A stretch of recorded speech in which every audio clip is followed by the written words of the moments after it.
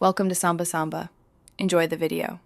In this video, I will explain how to make sweet BBQ sauce for ribs. First, gather your ingredients to ensure a smooth cooking process.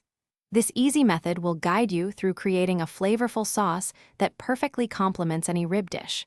You'll be surprised how quickly you can whip up a batch that tastes far better than store-bought options. Let's get started on this sweet and savory journey. To begin, you'll need 2 cups of good quality ketchup as your foundation.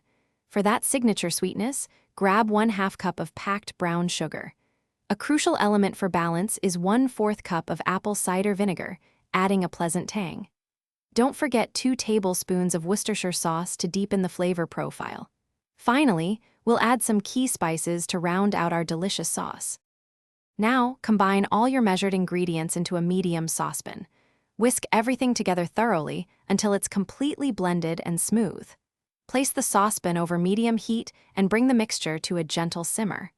Allow it to cook for about 15 to 20 minutes, stirring frequently to prevent sticking and ensure even thickening. The sauce will reduce slightly and develop a richer flavor. Once your sauce has simmered and thickened to your liking, give it a taste and adjust any seasonings if necessary. You might want to pinch more salt or a dash of cayenne for a little kick. Let the sauce cool completely before transferring it to an airtight container. Remember to check the description below for a link to the Owala water bottle and other great deals. This homemade sweet BBQ sauce will keep well in the refrigerator for up to 2 weeks, ready for your next rib feast. Thanks for watching. Consider subscribing if we helped you.